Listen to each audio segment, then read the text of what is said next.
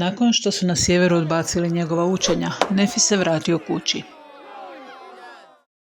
Doma se molio ožalošćen ljudskom opakošću, te saznanjem da su Gadiantonovi razbojnici preuzeli vlast.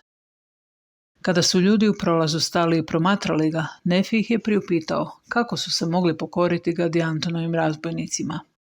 Neki od razbojnika bili su također prisutni, te oni podjariše narod protiv Nefija, no drugi su ga branili. Nefi je objasnio da oni koji odbace proroke budu uništeni, a kako su Nefici počeli odbacivati proroke, bili su u opasnosti od uništenja. Po nadahnuću im reče da je vrhovnog suca ubio njegov brat. Mnoštvo je izasla petoricu da provjere vrhovnog suca. Kad su ga našli mrtvog, povjerovali su Nefijevim riječima, pa čak i upozorenjima da će Nefici ne pokaju li se biti uništeni. Ova im je pomisao bila preplavljujuća. Petoricu su izaslanika bacili u tamnicu jer su mislili da su oni ubili suca. Sljedeći su dan oslobođeni, te su posvjedočili o onome što su vidjeli. Međutim, Gadiantonovci su okrivili Nefija za njegovu smrt. Sigurno radiš s nekime. Reci nam s kime i oslobodit ćemo te. I dati ti novaca. O, vi ludi narode tvrde šije, daću vam još jedan znak. Otiđite do brata vrhovnog suca Seantuma i upitajte ga je li on ubio svoga brata. On će odgovoriti da nije, no na njegovom ćete ogrtaču pronaći krv.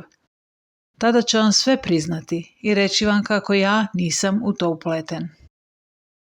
Seantum je uhićen, a Nefi pušten na slobodu.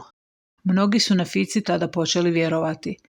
Nefici su vjerovali Nefijevoj riječi, a neki svjedočanstvu petorice. Na putu kući Nefi je razmišljao o svom iskustvu kada je čuo Gospodinov glas. Bog je Nefija blagoslovio zbog njegove službe i pošto je u potpunosti vjerovao Nefiju, Bog mu je dao moć pečaćenja, što ga je ovlastilo za izvođenje velikih čudesa.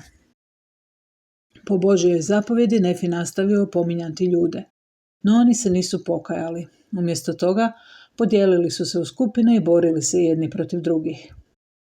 Nefi je zamolio Boga da rat zamijeni glađu. Iako su borbe prestale, mnogi su svejedno umrli. Na kraju su ipak postali ponizni i zamolili Nefija da se moli za njih. Kada se Nefi pomolio, glad je prestala i narod je uživao u miru i blagostanju. Mir je završio s novom generacijom Gadiantonovih razbojnika koji su pokrenuli rat i uništenje. Dok se narod tako borio protiv razbojnika, sjetili su se Boga. No kad su bili sigurni, mnogi bi zaboravili Boga, postali oholi te počinjali grijehe, i to ih je dovelo do ponovnog pada.